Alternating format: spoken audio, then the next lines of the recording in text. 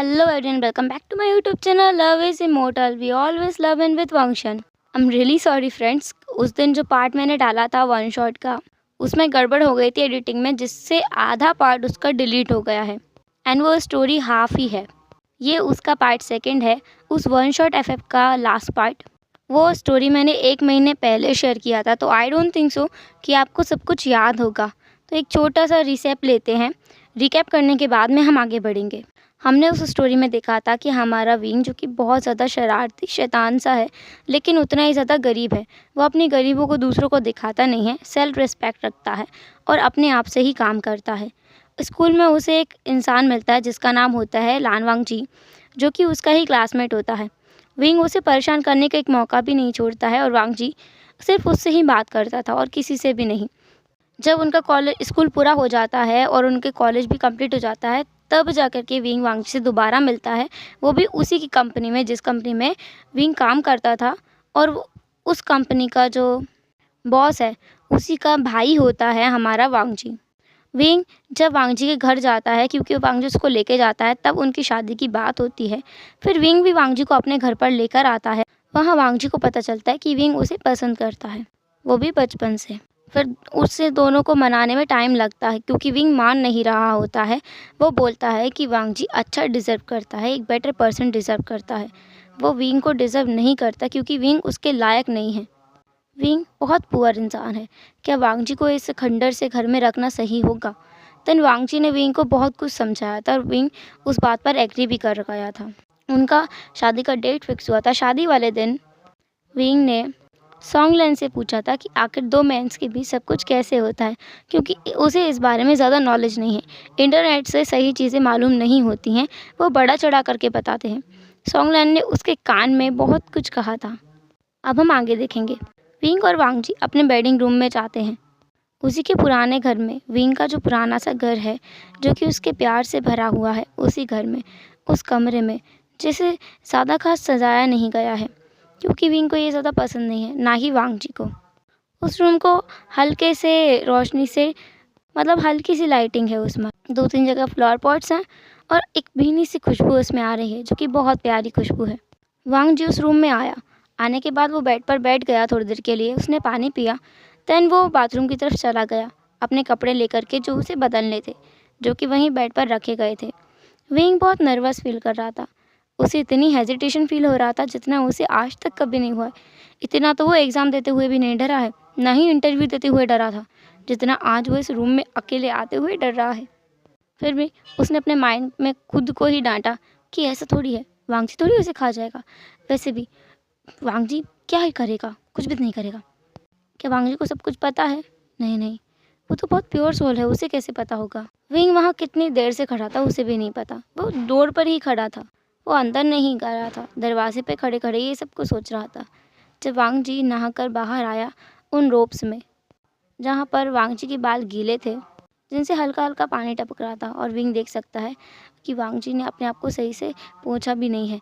उसके चिन से होते हुए पानी की कुछ बूंदें उसके गले से होते हुए उसके सीने तक जा रही थी, जिसे देखकर विंग ने गल्प किया। वांगजी ने कहा, तुम नहीं नहाओगे? विंग ने हड़बड़ी में कहा, हाँ हाँ हाँ, मैं नहाऊंगा नहाऊंगा ना नहाऊंगा। वो फिर पीछे मुड़ा। उसने देखा कि उसने दरवाज़ा भी अभी तक बंद नहीं किया है। बाहर से निहुसन जैसे उसे टोंट कसने के लिए अपनी टोंटिंग स्माइल लेके खड़ा था। विंग ने उसे इग्नोर करते हुए दरवाज़ा बंद किया और अंदर आया। अंदर आकर के उसने अपने रोब्स उठाए और वो भी नहाने के लिए चला गया। वांगजी जो कि रूम में ही बैठा था, शायद कुछ सोच रहा था। उसने अपना वही बैग उठाया जिसे वो लेकर के यहाँ आया था। उसने उसे खोला, उसमें से एक पैकेट निकाला जो एक छोटा सा बॉक्स था। उसे निकाल करके बेड साइड टेबल पर रख दिया और खुद बेड पर आराम से बैठ गया, एक बुक लेकर के। उस बुक के फ्रंट पेज पर ही लिखा हुआ था, एन्जॉय योर फर्स्ट नाइट। ये एक सेक्शुअल बुक थी जिसे वांगजी पढ़ रहा है। विंग जब नहाकर वापस आया, पहले तो उसका ध्यान उस बुक पर नहीं गया। वो पहले मिरर के सामने गया, उसने अपने बालों में जो कंघी की, फिर वापस में आकर के बेड पर बैठ गया। तब उसने देखा वांगजी क्या पढ़ रहा है। विंग वांगजी की तरफ देख रहा था। वांगजी को जब महसूस हुआ कि विंग उसे देख रहा है, तो उसने विंग की तरफ देखा। देन कन्फ्यूजिंग में उसने कहा, क्या हुआ? विंग ने कहा, तुम ऐसी किताबें पढ़ते हो? वांग जी ने कहा, हाँ तो मैं पढ़ता हूँ क्योंकि मुझे पसंद है। विंग बहुत ज़्यादा शॉक हो गया था, वांग जी को ऐसी किताबें पसंद है। उसे ऐसा लग रहा था उसका सर घूम रहा है। देन वांग जी ने उस किताब को खुद ही टेबल पर रख दिया। वहाँ से एक बॉक्स उठाया, विंग को दिया और कहा, ये तुम्हारे लिए है, गिफ्ट। विंग ने कहा, मेरे लिए गिफ्ट? इसमें क्या है? वांग जी ने शर्माते हुए कहा, तुम्हारे तुम्हारे काम आएगा। नहीं नहीं, हमारे काम आएगा। वो ऐसा अपनी आंखों को झुकाते हुए बोल रहा था। वो विंग से ना आई कांटेक्ट अवॉइड कर रहा था। विंग को ये चीज़ अजीब तो लगी, फिर भी उसने उस बॉक्स को लिया, धीरे से खोला। उसमें जो चीज़ थी उसे देखकर विंग का जो उस बॉक्स पर पकड़ थी वो और ज़्यादा टाइट हो गई। उसकी आंखें बड़ी बड़ी हो गई, मुंह खुल गया। उसने हैरानी में वांग जी की तरफ देखा। वांग जी जो कि शर्माते हुए बस नीचे देख रहा था। विंग ने कहा, सीरियसली? फिर उसने वांग जी को ऊपर से नीचे तक देखा।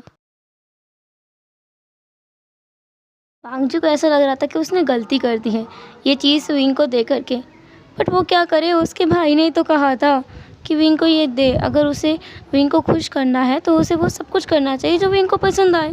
इसलिए तो वांग जी वो बुक भी पढ़ रहा था विंग के सामने, हालांकि उसे उस बुक में बिल्कुल इंटरेस्ट नहीं है।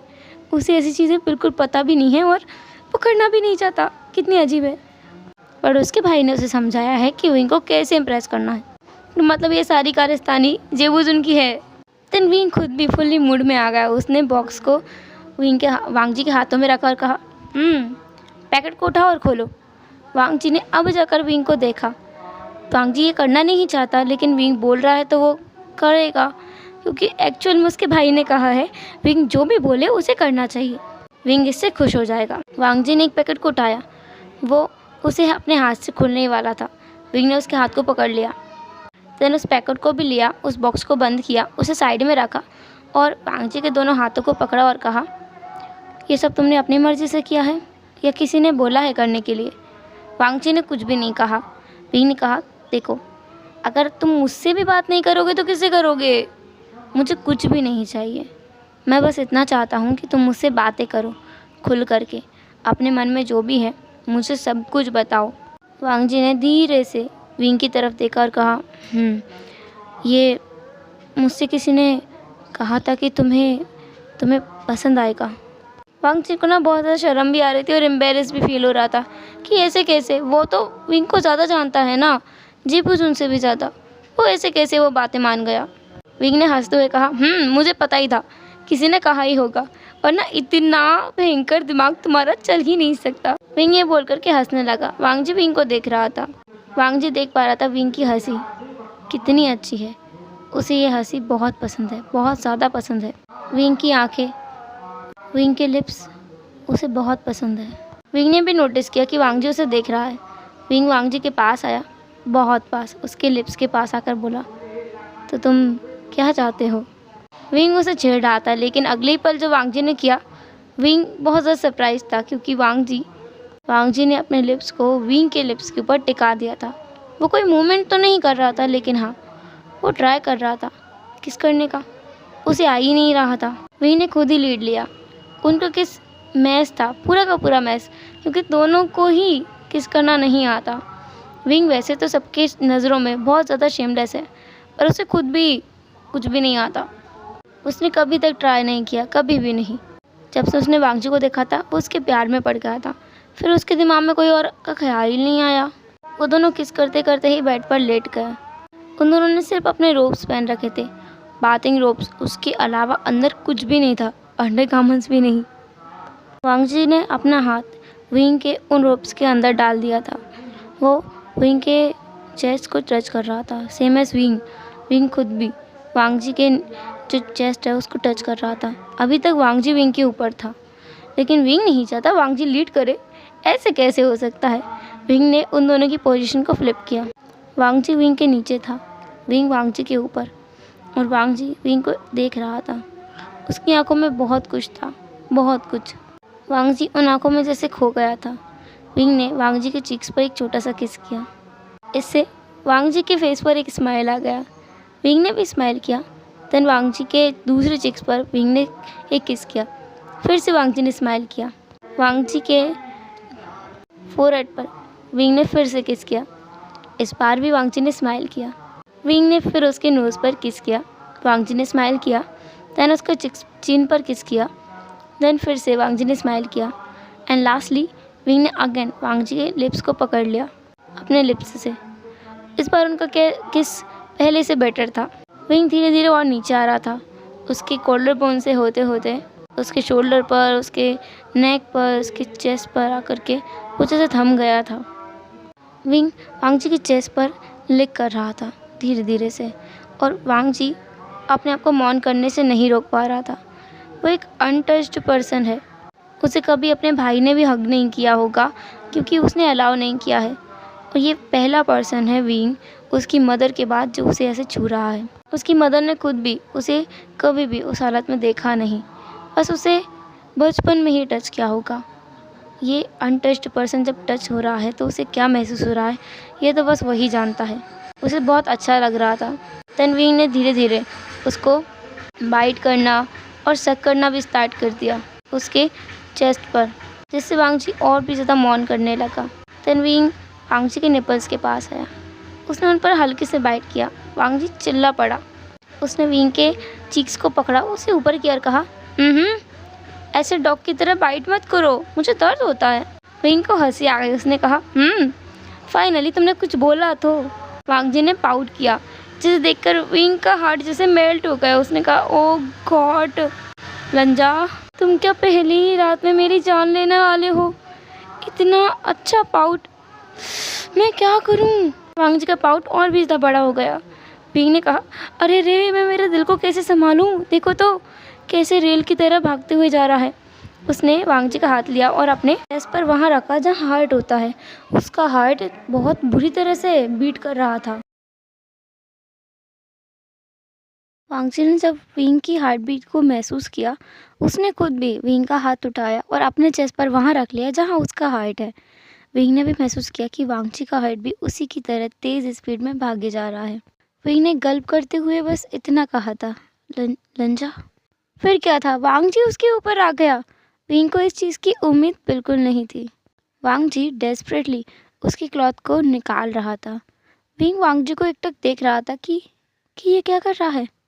विंग ने वांग जी के हाथ को पकड़ा और कहा, बाबे, क्या क्या कर रहे हो तुम? वांग जी ने कहा, कपड़े उतारो। विंग ने कहा, हाँ?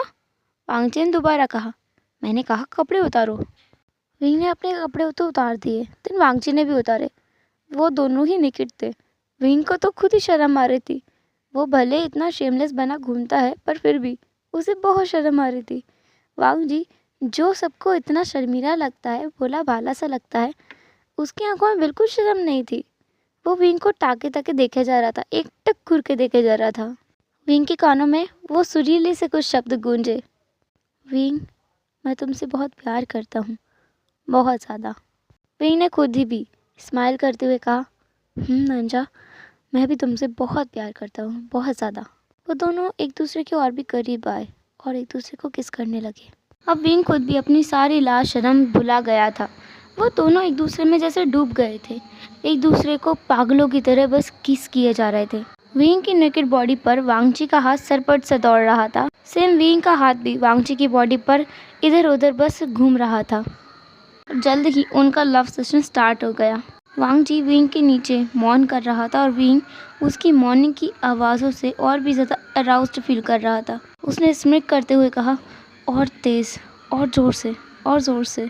विंग चाहता था कि वांग जी और ज़ोर से मौन करे। इवन वांग जी भी एक ओबीडिएंट चाइल्ड की तरह उसे फॉलो कर रहा था। जैसे जैसे विंग बोल रहा था, वांग जी वैसे वैसे कर रहा था।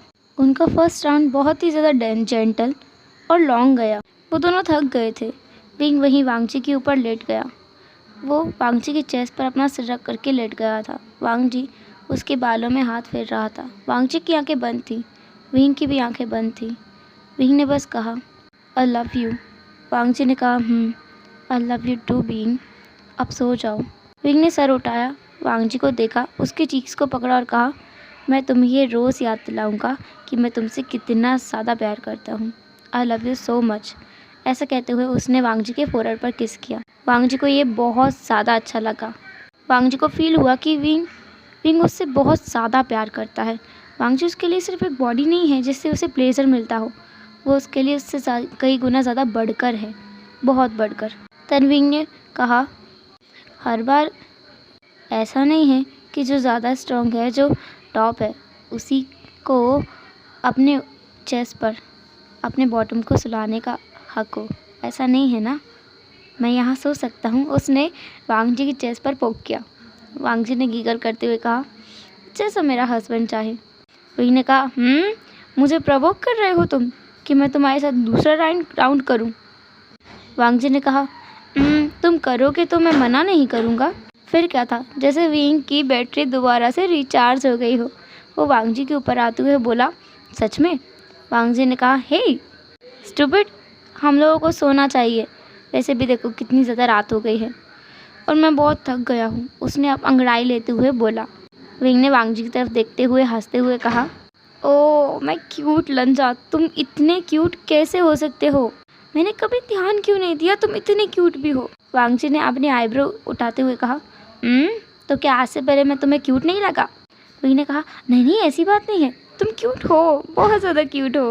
मुझे पहले तुम बहुत अडोरेबल, सेक्सी एंड हॉट लगते थे, बट अब तुम मुझे क्यूट भी लगते हो। वांग जी तो बहुत बुरी तरह से शर्मा गया। विंग उसे हॉट और सेक्सी समझता था। वांग जी ने अपना चेहरा मोड़ लिया। विंग ने हंसते हुए उसके चेस्ट पर अपना सिर रख लिया, उसे हग किया और अपनी आंखों को बंद कर लिया। विंग सो गया था। वांग जी विंग के बालों में अपने हाथ को फिरा रहा था। जैसे उसने देखा कि विंग सो गया है, उसने एक स्माइल किया एंड खुद से ही कहा, उसे भी विंग बहुत पसंद है, पहले दिन से ही, जब उसने वांग जी के पास आकर के बैठने की कोशिश की थी। ऐसा सोचते हुए उसने स्माइल किया और अपनी आंखों को बंद कर लिया। कुछ देर में वो भी सो गया। हेलो एवरीवन, तो अब फाइनली आपका वन शॉट FF फिनिश होता है। आई नो मैंने इसको लाने में बहुत टाइम लगा दिया है, इसके लिए रियली सॉरी, ऑथर सॉरी है, बट फिर भी पूछना चाहेगा कि कैसा लगा ये FF आपको? जो भी लगा हो, जैसा भी लगा हो, कमेंट ज़रूर करना एंड वीडियो को लाइक करना बिल्कुल मत भूलना। चैनल को सब्सक्राइब भी कर देना और शेयर कर देना ऑल फंक्शन लवर्स के साथ। तो फिर मिलेंगे नेक्स्ट FF में, तब तक के लिए टेक केयर, बाय बाय, अपना ख्याल रखना।